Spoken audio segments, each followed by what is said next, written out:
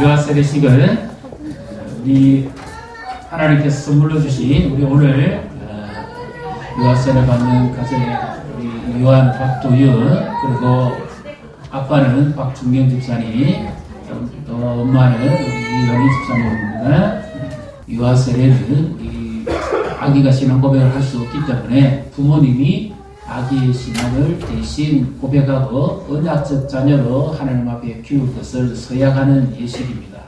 여러분은 이 자녀가 예수 그리스도의 피로 씻음과 성령의 새롭게 하는 은혜를 받아야 할 것을 믿습니까?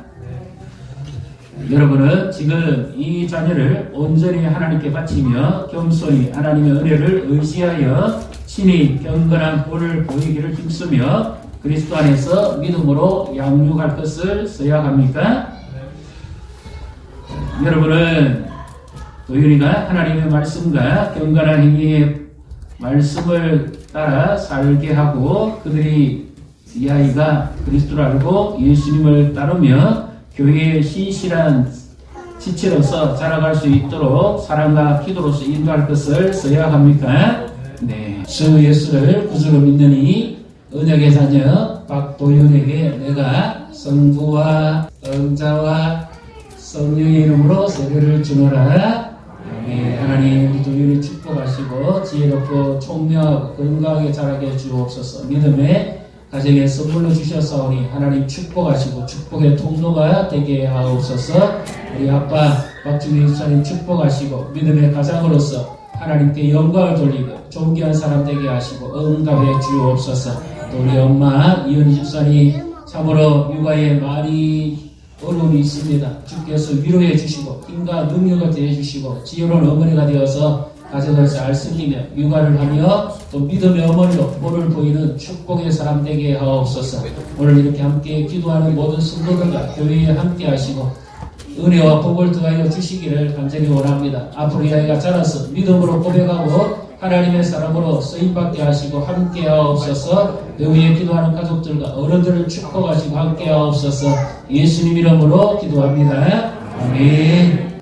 유아세례를 받은 우리 박도윤 우리 아기는 유아세례를 받음으로 본 대한예수교 장로회 검수항 보험교회 유아세례 교인이 된 것을 성부와 성자와 성령의 이름으로 공포합니다. 우리 함께 박수로 축복해 주시기 바랍니다. 이 시간 우리 도윤이를 대신해서 우리 부모님이 신앙 고백을 하는 시간을 가지도록 하겠습니다. 자, 나오십시오.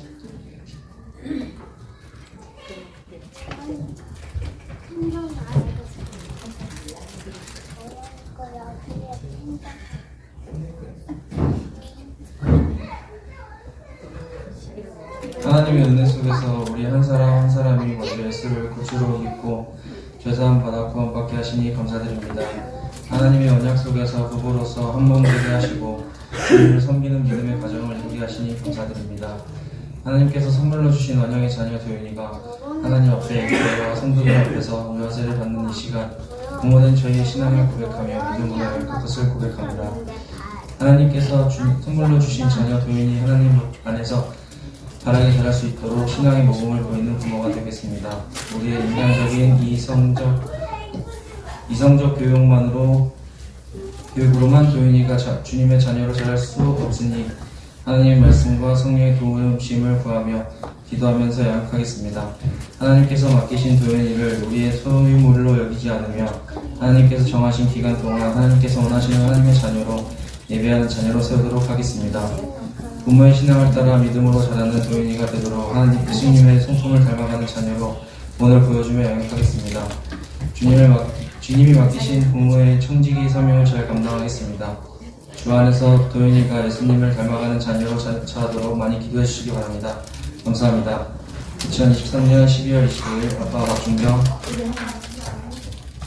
네, 감사합니다. 25일 오늘 예수님이 나신 날은 아니지만 이 성탄절에 유아세례식을 함으로써 평생 이 날을 기억할 것입니다. 기도해 주시고 축복해 주십시오. 이제 이 시간 축가 순서 우리 가지도록 하겠습니다. 혹시 또 준비하신 우리 축가 꼭 하고 선물 목장과 기관에서 준비하시고 있으면 축가를 시간 가지도록 있습니다.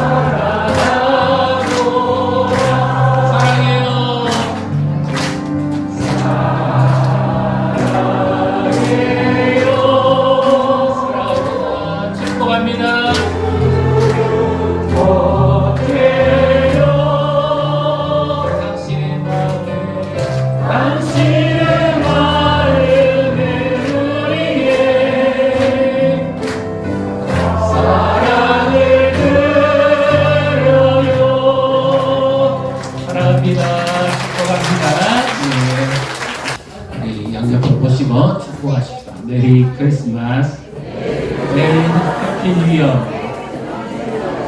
요즘 자녀를 키워보십니까? 아이들이 답을 잘 안 합니다. 그죠? 전화도 안 하고, 출가한 자녀도 그렇고, 출가 안 한 자녀도 그렇고. 그런데 언제 금방 답이 오는지 아세요? 돈 필요하니? 금방. 뭐 부족한 거 없니? 그러면 적금 뭐 갑자기 총알 찌라고 합니다. 생존신고를 하는 거죠. 요즘상 살아가기 얼마나 힘들고 어렵습니까? 우리 성도님들은 어떤 기쁜 소식을 기대하십니까? 오늘 천사가 전해준 기쁜 소식인데, 오늘 하나님께서 우리에게 성탄의 기쁜 소식, 그리고 미래적 소망, 하나님의 은혜의 복이 넘치는 이 예배가 되시기를 주님의 이름으로 축복합니다. 우리가 살아가는 이 세상 참 하루하루가 다릅니다. 지금은 이상 기후 때문에 전 세계가 고전하고 있고 많은 사람들이 고통과 아픔 속에 빠져 있습니다. 뉴스는 영어 표기 그대로 하면 동서남북에서 오는 소식입니다. 긴급한 소식, 급보, 특보, 일상보도, 이 모든 것을 방송 매체를 통해서, 언론을 통해서 보도하죠. 근데 지금의 모든 소식들이 참 암울하고 절망적입니다. 예수님 당시에도 참 영적으로 어둡고 힘든 바로 그때에 천사가 베들레헴 들녘에 양을 치고 있는 목자들에게 기쁜 소식을 전했습니다.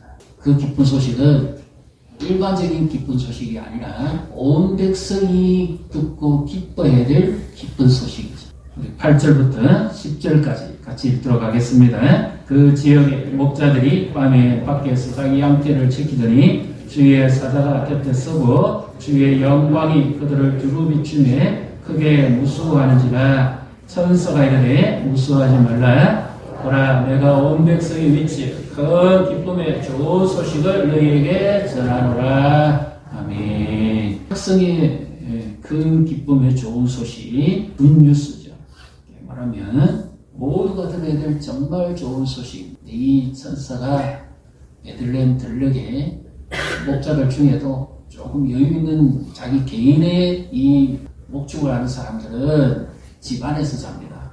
그러나 정말 남의 양을 치는 정말 이 삭을 원하고 목축을 하는 사람들 있죠. 이들은 들녘에서 양들 틈에서 같이 잡니다. 우리 자손과 양틈에 사는 목자들 나오잖아요. 이 목자 생활이 참 고달픕니다. 봄날에 목초지가 푸르고요. 우리가 생각하는 푸른 초장은 그렇게 많지가 않습니다. 여름 가기 전까지. 그 이후부터는 전부 갈색이거나 붉은 빛깔의 목초지로 바뀝니다. 그러니까 이 목자들이 양을 거기로 가서 계속 목초지를 따라 이동해야만 되는 이 고전함과 어려움이 있는 거죠. 우리 일상도 마찬가지입니다. 우리도 살아가는 게 좋은 소식을 위해서 살아가서 가정적으로도 좀 더 좋은 소식, 개인적으로도 좋은 소식, 자녀들도 좋은 소식. 어쩌면 우리가 바라는 것은 좋은 소식을 기대합니다. 내 노력과 수고의 결과에 의해서 좋은 소식을 기대하는데 요즘 이 세상은 좋은 소식이 아니라 내 노력의 결과만으로는 기대치가 없습니다. 통계를 해봤는데요. 물론 코로나 전에도 그런 부분이 있었겠습니다만 코로나 이후에 교회 안에서 조사한 겁니다. 교회 밖의 사람들이 아니고 교회 안에서 조사했는데 3사람 중에 1명이 외롭다고. 너무 고독하다. 교회 안에서 3사람 중에 1명이 그럼 상당히 불투지가 높잖아요. 여기도 지금 앉아 계신 분 중에 거의 뭐 3분의 1이 그런 거기에 해당하는 분인데 너무 외롭답니다. 기쁨이 없죠. 기쁨을 잃어버리게 되는 이유들이 여러 가지 있겠습니다만 삶도 힘들고 모든 여건들이 여의지도 못하고 근데 갈수록 더 메말라가는 것 같은 안타까움이 있습니다. 갈수록 사람이 미래가 밝아지고 기대가 있고 소망이 있어야 현실의 어려움도 이기고 고난도 이기고 헤쳐나갈 수 있는데 갈수록 더 암울해지고 더 안 좋은 소식만 들려오니까 사람이 실망하게 되고 절망에 빠집니다. 여러분은 희망이 있습니까? 미래에 대한 기대가 있습니까? 우리 모든 고난을 뛰어넘어서 하나님은 합력해서 선을 이루시는 분인 줄 믿으시기를 바랍니다. 이 천사가 전해주는 소식을 잘 보시면 일반적인 소식이 아니에요. 이거는 너무 놀라고 놀랄 소식입니다. 당황할 소식입니다. 11절에 보시면 오늘 같이 읽습니다. 다윗의 동네에 너희를 위하여 구주가 나셨으니 곧 그리스도 주시니라. 아멘. 왜 이 소식이 기쁨의 소식이고 만 백성이 온 백성이 들어야 될 기쁨의 좋은 소식일까요? 그것은 메시아가 사람의 몸을 입고 이 땅에 오셨기 때문입니다. 구약에 하나님께서 수천 년간에 약속하신 그 말씀이 사람의 몸을 입으신 하나님으로 그 약속이 이루어지기 때문이죠. 이 구원자 되신 예수님이 이 땅에 오실 때 그 이름이 있죠. 마태복음 1장 21절 우리 같이 읽습니다. 아들을 낳으리니 이름을 예수라. 이는 그가 자기 백성을 그들의 죄에서 구원할 자이시니라 하니라. 아멘. 예수님은 로마 황제도 못했고 헤롯도 못했고 어느 누구도 하지 못하는 진정한 구원을 위해서 이 땅에 오신 분입니다. 그것은 바로 우리의 죄를 사해 주시고 하나님과 더불어 화목하도록 하시기 위해서 이 땅에 오신 사람의 몸을 입으신 하나님이시죠. 그래서 예수님이 이 땅에 오신 것은 정말 놀라운 탄생이 아닐 수가 없습니다. 사람이 가장 고통스럽고 힘든 것이 뭔지 아십니까? 굶주리는 거, 가난할 때 못 먹는 거 정말 서럽습니다. 너무너무 서럽습니다. 지금도 아프리카나 기아선상에 있는 사람 못 먹주고 하잖아요. 저기 이스라엘 하마스 전쟁에 지금 팔레스타인 난민들 얼마나 전쟁과 폐허와 고통 속에 살아갑니까? 앞으로도 전쟁의 그 휴증은 상당할 겁니다. 정신질환도 나올 거고 경제적 회복이 일어나면 상당한 대가를 지불해야 됩니다. 그런 것도 고통스럽고 힘듭니다. 그런데 그보다 제일 고통스러운 게 뭔지 아세요? 죄에 빠져 사는 겁니다. 죄를 젠지도 모르고 사는 사람은 정말 무서운 사람입니다. 죄는 우리의 모든 것을 송두리째 망가뜨릴 수 있는 영향력이 있습니다. 심지어 죄는 어디까지입니까? 사망의 왕노릇합니다. 나의 기대와 나의 희망과 나의 꿈과 나의 미래와 우리 가정과 모든 것을 한순간에 망가뜨릴 수 있는 가장 강력한 폭탄입니다. 죄가 들어오면 반드시 깨어지고 분리가 일어나고 다툼이 일어나고 공포가 일어나고 어지럼이 생깁니다. 부부지간에도 요즘 많이 나오잖아요. 그 사이에 죄가 들어오면 가정이 깨집니다. 친구지간에도 그 사이에 죄가 들어오면 우정이 깨집니다. 죄가 들어오면 어느 개인, 가정, 단체, 공동체 모두를 다 박살내버립니다. 술 많이 드시고 오셨는데 아내분이 아이고 집에 잘 들어오셔서 감사합니다. 그런 사람 없습니다. 그죠? 사랑가잖아요. 안 먹을 수도 있는데 어쩔 수 없이 유혹받아서 그러면 또 한 잔, 또 한 잔 크리스마스를 그래서 마시오 그러잖아요. 처음엔 내가 먹었는데 인사불순 최근에 어떤 소식이 왔습니다. 심장마비로 저체온으로 사망한 분이 있습니다. 죄가 들어오면 화목한 가정이 깨어집니다. 죄가 들어오면 서로 다툼과 분란이 일어나시죠. 이것이 죄의 영향입니다. 그뿐만 아니라 마지막에 죄는 사람을 영원한 지옥의 불못에 집어 던져버립니다. 죄의 사슬을 끊어낼 사람은 이 세상에 아무도 없습니다. 우리 믿는 그리스도인을 할지라도 죄 안 짓고 살 사람은 없습니다. 겉은 이렇지만 속을 까보면 우리는 다 죄인입니다. 그러나 우리는 용서받은 죄인인 줄 믿으시기를 바랍니다.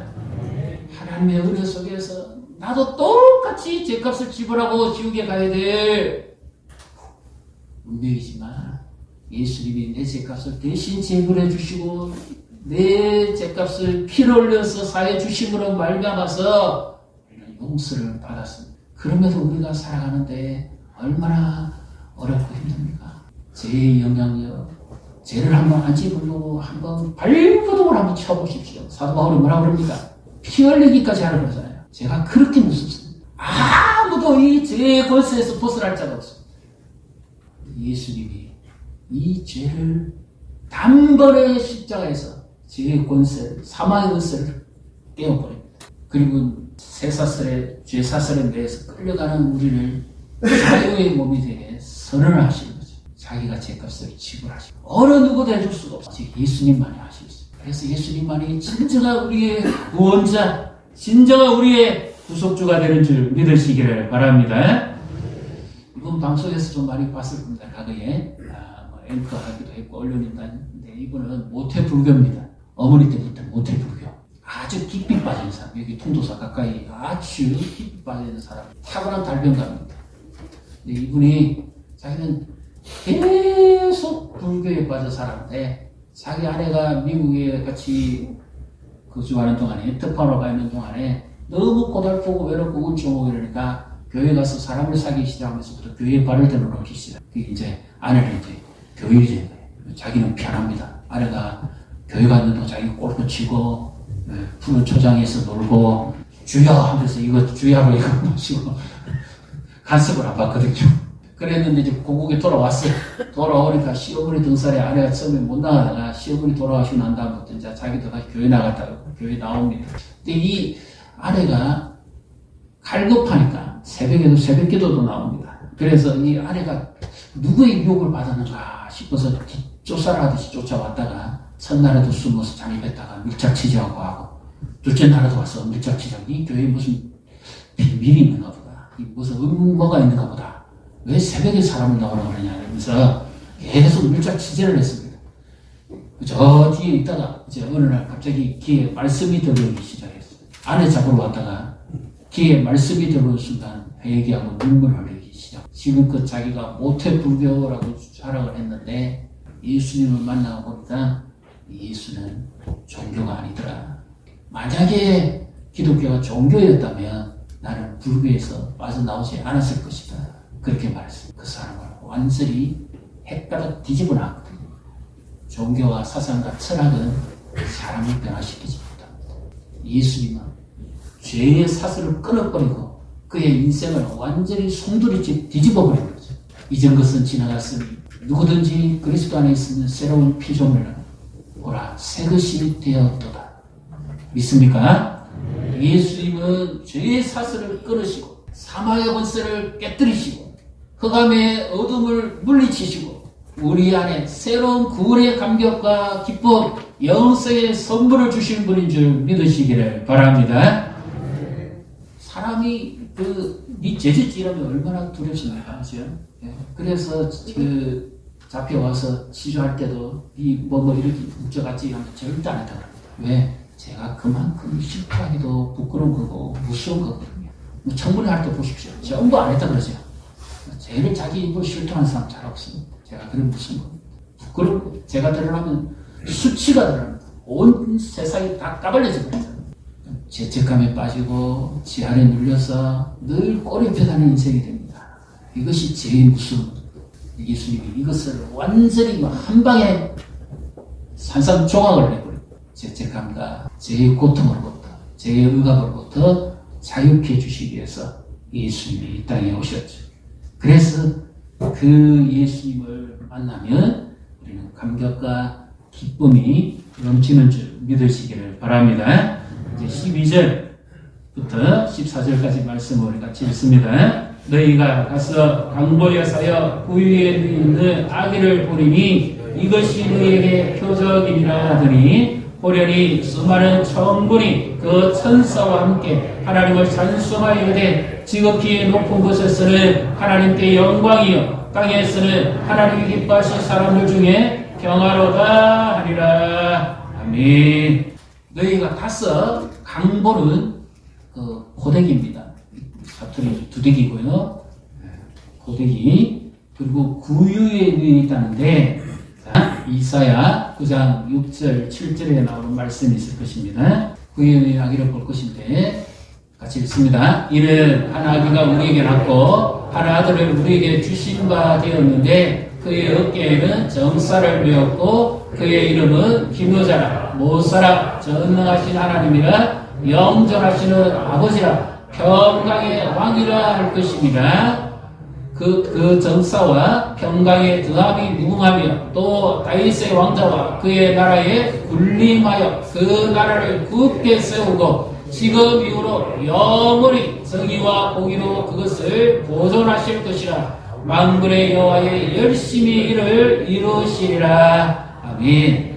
강보에 쌓여있는 아기를 보게 될 텐데 그 한 아기는 하나님의 영광을 입은 아기입니다. 그리고 일곱의 영으로 충만한 온전한 하나님, 온전한 사람입니다. 이것이 표적입니다. 목자들이 그 영광을 봤다 그랬죠. 영광을 보고는 두려워가지고 부들부들 떨었습니다. 근데 온 백성이 지금 큰 기쁨의 좋은 소식을 전하는데 그러면 그 증거가 뭐냐? 한 아기가 있는데 강보에 둘러 쌓여있고 구유에 누워있는데 그 위에는 하나님의 영광이 임한다는 말. 이것이 표적이라는 말. 자, 이것을 조금 참고해 보기 위해서 제가 유대의 그 가정, 오늘날보다는 고대의 유대인의 가정의 가옥 구조의 그림을 한번 보여드릴게요. 자, 그 밑에 한번 열어보십시오. 자, 열었습니다. 우리나라 옛날 시골 농가는 말이나 소를 어디서 키우죠? 네, 마구간에 키우지만 집 밖입니다. 그죠? 네. 안치함으로 완전히 떨어져 있는 집 밖이잖아요. 그런데 유대는 그렇게 못합니다. 왜 못하는가 하면 밤에 도적도 많고 기온이 많이 떨어지기 때문에 가축도 보호해야 됩니다. 또 어디 있느냐? 잘 보십시오. 가족이 귀가하는 방이 있죠? 구유가 어디 있습니까? 방에 붙어 있습니다. 그리고 옆에 계단이 있죠? 마구간은 어디 있습니까? 집 안에 있습니다. 마구간이. 요게 이제 보통 좀 평범한 서민의 가정의 구조입니다. 예수님이 잉태되었을 때 마리아가 도착해서 베들레헴에 왔을 때 출산한 날이 임박했는데 방을 못 구했지요. 여간인데 여간이 아니고 객실을 못 구했습니다. 그 집은 조금 여유가 있는 집입니다. 베들레헴에서. 그 다음 그림 한번 보겠습니다. 잘 보십시오. 이런 구조입니다. 방이 한 개 더 있죠. 요 객실을 손님한테 내주는데 이 객실을 구하지 못했다는 거예요. 그래서 예수님을 누울 때 없어요. 그 위에 누이는데 좀 계단을 잘 보세요. 이제 사진을 보겠습니다. 실제로 한번 보겠습니다. 자, 요런 식입니다. 저기 낙이나 그 짐승이 있는 게 보입니까? 네. 2층 구조로 되어 있고 옆에 있죠? 네. 그런 식으로 하고 2층에 이제 복층을 해가지고 사람이 잠을 자고 또 손님을 맞이하는 객실이 있습니다. 그리고 가장 부유한 집, 신학성경에 나오는 예수님이 자주 들렸던 마가의 다락방은 그 위에죠. 아주 부잣집입니다. 이런 구조로 되어 있습니다. 그래서 예수님이 비록 객실 안에는 계시지 못하지만 마국간의 구유의 여물통이라고 이야기하긴 하는데 거기에 이제 누있다고 그러는데요. 그것도 하나의 표적이긴 하지만 더 중요한 것은 예수님이 이 땅에 왜 아기로 오셨느냐? 구원자로 오신 거죠. 구원자로 오셨으니까 그러면 구약 성경에서 구원자의 아기의 삶을 선택받은 사람이 있습니까? 아기 때 누구죠? 모세입니다. 모세가 태어날 때 바로의 그 명령을 따라서 하마터면 죽을 뻔하지요. 사내아이가 나거든 다 죽이라. 유대의 남자아이를 다 죽여라. 그런 위협과 어려움 속에서 모세가 하나님의 보호를 받고 바로의 공주의 양아들로 가서 거기서 자라서 훈련을 받지요. 모세의 사명이 애국 땅에서 종살이 하던 그 백성을 건져내는 사명입니다. 그게 구원의 사명이죠. 예수님은 신구약 중간사를 지나고 영적 어둠에 로마 제국이 지배하던 그 시대에 가장 절망적이고 가장 영적으로 어두운 바로 그때에 구원의 사명을 감당하시기 위해서 하나님이 사람의 몸을 입고 이 땅에 오십니다. 그래서 아기로 오신 거죠. 이것이 표적입니다. 여러 가지 또 해석을 또 할 수 있습니다. 예수님은 생명의 양식이기 때문에 여물통이 그래서 이겼다. 먹어야 된다. 그러면 나를 먹는 자는 영생을 얻고 다시 가라지도 줄이지도 않을 것이다. 이렇게 말씀을 적용하기도 하고요. 그 부분도 있습니다. 그 다음에 예수님은 낮아지셔서 가장 가난한 자에게 제일 천시받고 무시되는 자가 누굽니까? 당시에 목자들입니다. 밤에 자지 못하는 목자들. 이 가장 빈민층이 아니라 완전히 소외되고 무시된 이들에게도 예수님의 구주의 탄생이 기뻐하는 소식이 되어야 되는 것은 온 백성입니다. 모든 사람들이 다 듣고야 되는 기쁨의 소식. 이 소식이 바로 메시아가 탄생하셨다는 소식이지. 그러면 이 목자들이 천사의 말을 듣고 가서 정말 그런가 그렇지 않는가 이제 이렇게 봅니다. 우리 성경을 다시 한번 읽어보겠습니다. 13절, 14절 같이 읽습니다. 호련히 수많은 천군이 그 천사와 함께 하나님을 찬송하여 이르되 지극히 높은 곳에서는 하나님께 영광이요 땅에서는 하나님이 기뻐하신 사람들 중에 평화로다 하니라. 아멘. 천사뿐만 아니라 천군이 천사의 무리들이 하나님을 높이고 찬양합니다. 그 말씀대로 이신 하나님. 그래서 하나님께는 예수님의 나심이 기뻐하심이 되는 것이고 땅에서는 하나님의 말씀이 이루어지는데 이 하나님이 기뻐하시는 사람들 중에 그들 중에 그 백성 중에 평강이 임한다 이렇게 말씀하죠. 평화롭다. 요즘 사람들이 많이 두려워합니다. 왜냐하면 마음에 평안이 없어요. 그래서 어떤 사람은 술로서 평안을 찾으려고 합니다.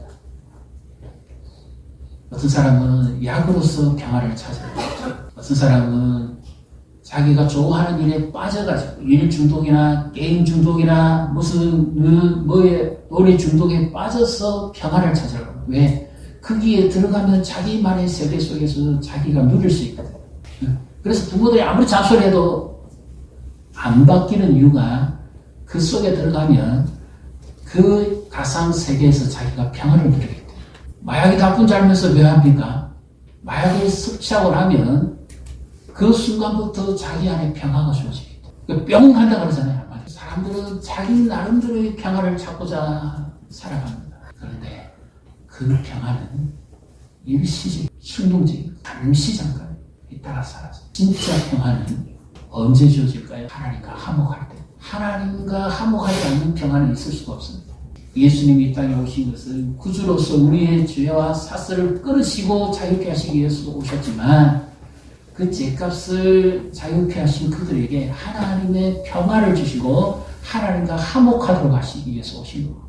자, 로마서 5장 10절 우리 같이 함께 읽습니다. 10절. 곧 우리가 원수 되었을 때 그 아들의 죽으심으로 말미암아 하나님과 화목하게 되었은즉 화목하게 된 자로서는 또 그의 살아나심으로 말미암아 구원을 받을 것이니라. 아멘. 제 안에 있는 자는 하나님과 원수입니다. 원래 우리 하나님과 원수였어요. 하나님과 화목할 수가 없습니다. 그러니까 우리의 삶 속에는 불화가 일어날 수밖에 없어요. 다툼이 일어나고 원망이 일어나고 시비가 일어나고 끝없는 전쟁과 정쟁이 일어날 수밖에 없어요. 가장 무서운 짓, 하나님과 원수가 됐어요. 도무지 이거는 우리 힘으로 할 수가 없는 겁니다. 그 진노하시는 하나님 앞에 구약 성경 한번 보십시오. 하나님의 의미 앞에 다 죽습니다. 감히 누가 하나님 앞에 나가? 대제사장도 1년에 대속죄일에 한 번밖에 어린 양의 피를 양푼에 받아서 지성소에 들어갈 수밖에 없습니다. 그 외에 들어가면 다 죽습니다. 이만큼 무서운 하나님이에요. 근데 그 하나님과 화목할 수 있다고요? 어떻게 그것이 가능합니까? 이제는 짐승의 피가 아니라 예수님 자신이 흘리신 그 십자가의 피값으로서 어린 양의 보혈로서 우리가 하나님과 화목하게 되는 줄 믿으시기를 바랍니다. 이제는 원수가 아니요 하나님의 자녀가 됐습니다. 우리의 신분이 바뀐 거죠. 구원은 뭡니까? 신분이 바뀐 거예요. 제 종로자가 하나님의 자녀, 신분이 바뀐 거예요. 로마서 8장 7절 같이 읽습니다. 육신의 생각은 하나님과 원수가 되나니 이는 하나님의 법에 불복하지 아니할 뿐 아니라 할 수도 없음이라. 육으로 하는 사람, 하나님 알지 못하는 사람들은 왜 믿으라면 안 믿을까요? 하나님의 법에 순종할 수가 없어요. 은혜를 받지 않으면 인간의 힘으로 불가능합니다. 그거는 하나님의 선물이지 사람의 노력이나 착함이나 성품으로 이루어지는 게 아니거든요. 그래서 남편의 구원을 위해서 그렇게 기도하시는 분들 끝까지 기도하셔야 됩니다. 언제 하나님의 은혜 주실지 몰라요. 말씀이 귀에 들려오는, 일자 취재하다가도 귀에 들려오는 순간에 깨달았습니다. 육신의 생각은, 즉 우리의 본성은, 우리는 부정모예요. 부모님이 결혼해서 그 육체적 생명을 낳잖아요. 우리는 죄값을 가지고 태어나는 겁니다. 모든 사람이 죄를 품었기에 하나님의 영광이 이르지 못합니다. 우리 본성은 죄 안에서 난 속성이기 때문에 하나님을 기쁘시게 하지를 못해요. 가만히 내버려두면 우리는 죄 짓는 생각밖에 안 합니다. 우리의 생각과 마음을 잘 다스려야 됩니다. 영적 생활을 위해서. 생각을 무방비 상태로 열어놓으면 그 생각은 전부 죄 짓는 생각이고 충동적인 생각이고 육신적인 생각이고 쾌락적인 생각이에요. 이 생각을 하나님의 말씀으로 걸어내야 돼요. 하나님이 기뻐하시는 것이 무엇인지, 하나님 뜻이 무엇인지 이것을 말씀으로 걸어내야 돼요. 생각을 무방비 상태로 열어놓으면 그 생각에 사로잡히고 맙니다. 하나님과 원수되었던 우리를 예수님이 화목 제물이 되심으로 하나 되게 하십니다. 그래서 하나님과 화목할 때만 평화가 있습니다. 여러분 평안하십니까? 진정한 평강을 누리십니까? 옆에 분 보시고 축복하십니다. 하나님의 평강이 함께 하시기를 축복합니다. 부부가 다투지 않는 것은 그냥 성격이 좋아서 안 다투는 게 아니에요. 하나님이 평강이 그 가운데 함께 하기 때문에. 제가 들어오면 반드시 싸우고 다투게 돼 있어요. 그런데 평강하다는 것은 화목하기 때문에. 하나님과 자녀가 내가 갈등이 다투는 이유는 그 사이에 하나님과 불화가 있기 때문에. 내가 하나님과 화목하면 하나님은 나와 자녀를 화목하게 합니다. 내가 하나님과 화목하면 하나님은 내 주변 사람과 화목하게 합니다. 내가 하나님과 화목하면 공동체가 화목하게 합니다. 이것이 하나님 주시는恩宠이고 평강이고. 빨리 우리는 깨달아야 됩니다. 내 삶이 평강한지, 우리 가정은 화목한지, 부부가 화목한지, 존중하십시오. 자녀와 화목한지. 또 하나가 있습니다. 내 삶과 화목하면 내 여건과 화목합니다. 내가 살아가는 일상에 하나님이 화목하게 하십니다. 그래서 평강이 임합니다. 직장생활이 잘 되는 것은 실력도 있고 물론 조금도 좋겠지만 무엇보다 하나님과 화목하기 때문에 하나님과 화목하는 자가 되시기를 축복합니다. 하나님과 화목하면 평강이 주어집니다. 원수된 자들은 하나님과 화목하지 않습니다. 불화하고 다툼.